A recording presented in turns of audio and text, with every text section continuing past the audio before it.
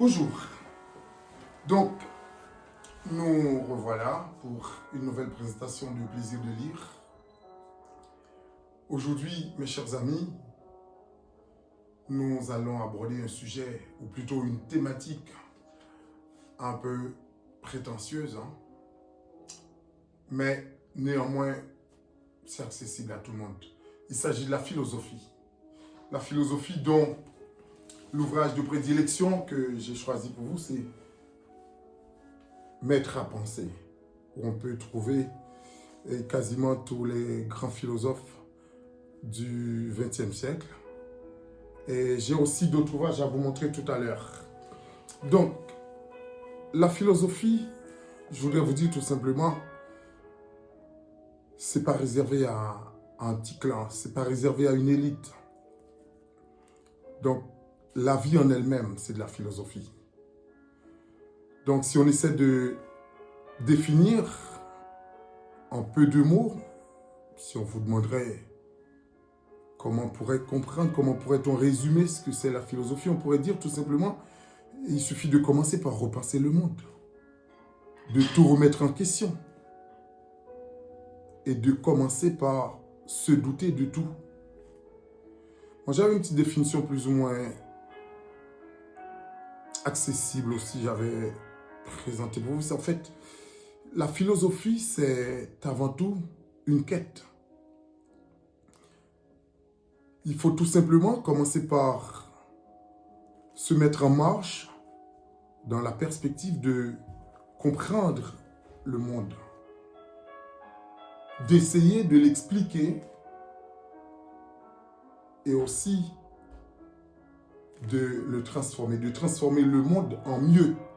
C'est assez important. Il faut le transformer, ce monde-là.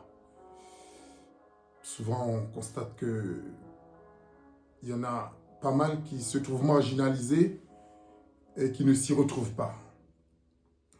Donc aujourd'hui, nous ne sommes pas là pour présenter un ouvrage particulier sur la philosophie. Nous avons plusieurs. Mais ce que, en effet, je tiens aujourd'hui à aborder, ou plutôt à vous aider à mieux comprendre,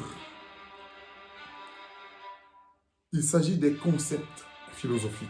Alors, il y en a pas mal. Alors, regardez d'abord, nous avions fait le choix d'autres ouvrages, par exemple, celui de Michel Foucault. Michel Foucault, c'est un philosophe qui est, on va dire, qui est un philosophe du XXe siècle, fin du XXe siècle, et sur le XXIe siècle.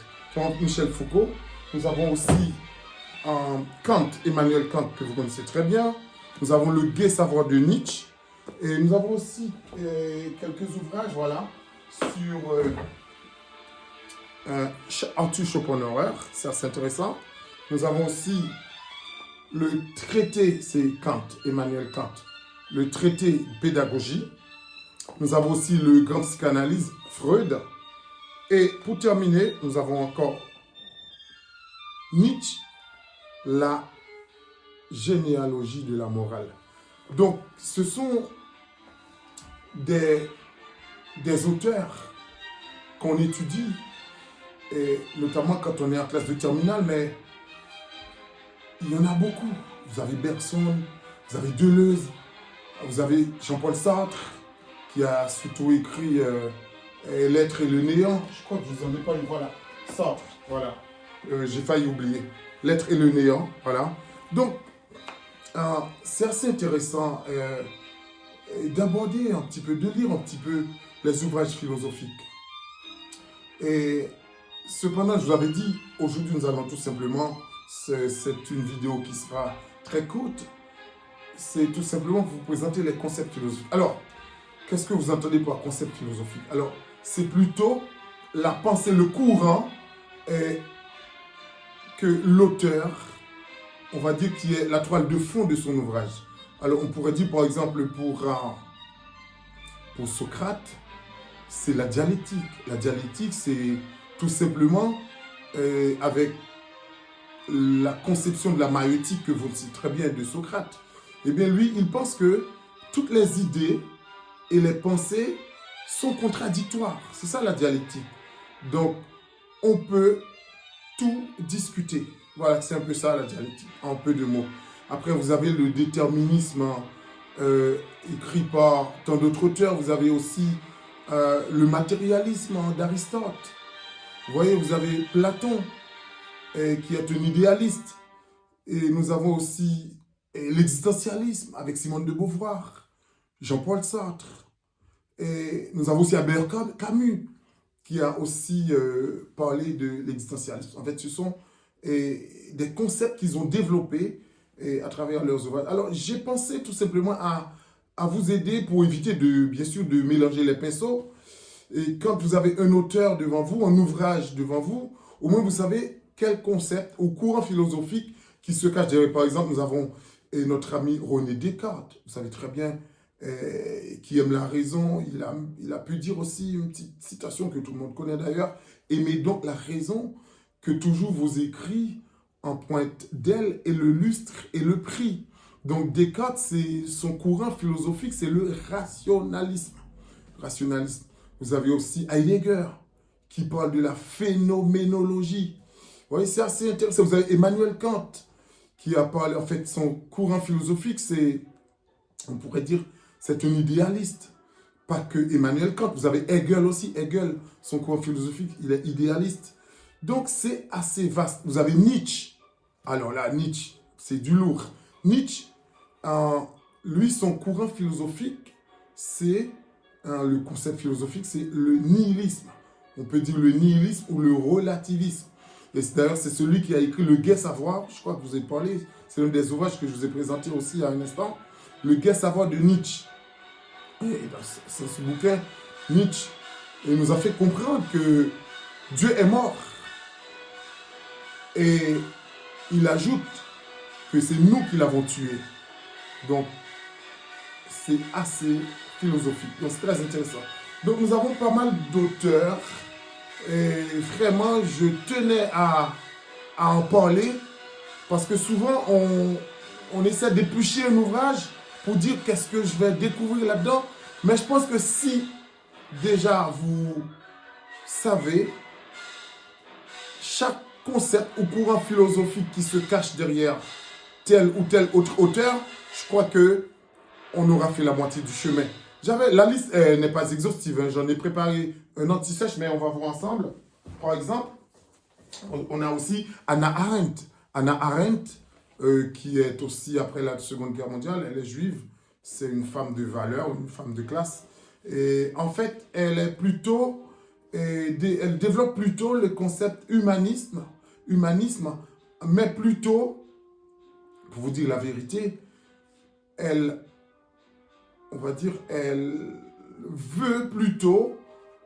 se réclame plutôt de la déshumanisation du mal. Donc c'est comme ça qu'elle essaie d'aborder les choses. On a Hannah Arendt, on a Albert Einstein que vous connaissez aussi, qui parle de la relativité générale, à ne pas confondre avec notre auteur, un autre auteur qui parle de la théorie qu'on a dit relativisme, hein, qui est en même temps synonyme de nihilisme de Nietzsche. Donc, pour Albert Einstein, c'est la relativité générale.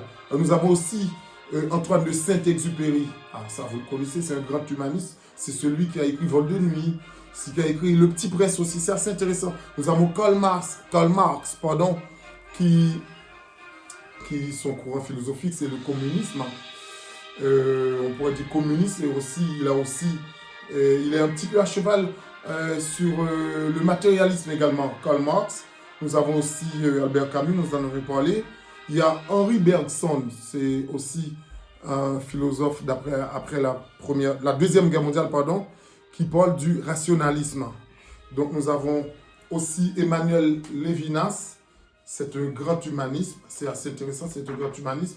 Et nous avions parlé de Nietzsche, de Hegel, de Emmanuel Kant, de Freud, qui parle du psychisme. Du psychisme, lui, vous savez, le grand psychanalyste, Sigmund Freud. Nous avons aussi Thomas Hobbes, lui c'est un grand naturaliste qui développe le concept du naturalisme. Et nous avons Jean-Paul Sartre, qui parle de l'existentialisme. Spinoza, ah oui, c'est l'homme du bonheur, c'est le philosophe du bonheur. Donc lui, il est plutôt à cheval sur le naturalisme et ce qu'on pourrait appeler la métaphysique. Hein. Donc ça veut dire dès qu'on commence à parler de Dieu, de la religion, on est dans le domaine de la métaphysique, de l'existentialisme, tout ça. Donc c'est assez vaste, c'est assez intéressant. On a Michel de Foucault. Alors là, Michel de Foucault, c'est un grand de chez les grands. Lui, c'est le structuralisme comme Lévi-Strauss, mais surtout, il a parlé d'un grand auteur de Deleuze. Deleuze, je vous ai parlé peut-être pas. Deleuze, c'est celui qui développe le concept qui est l'immanence des concepts.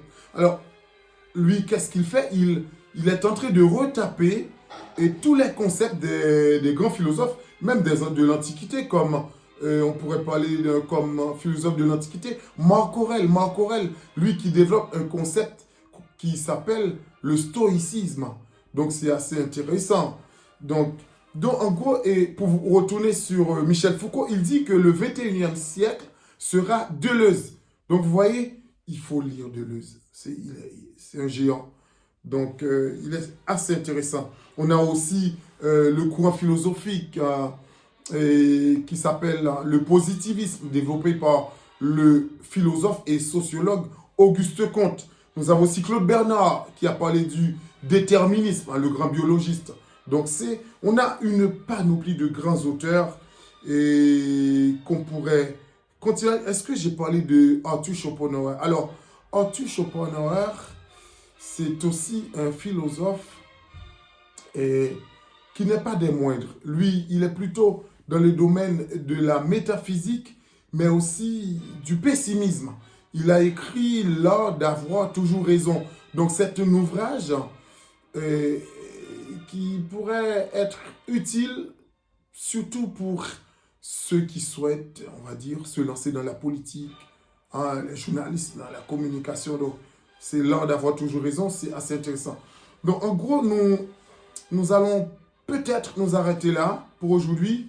Et j'aurai l'occasion de vous présenter comment on peut, c'est surtout pour les élèves en classe de terminale, comment traiter un sujet philosophique. Vous voyez? Comment le traiter, et on va dire, dans son ensemble, un sujet philosophique, et comment l'aborder, et comment surtout, on va dire, comment défendre les points de vue de l'auteur. Donc, de l'auteur ou des auteurs, c'est assez intéressant. D'ailleurs, en philosophie, il ne faut jamais rester sur un seul auteur.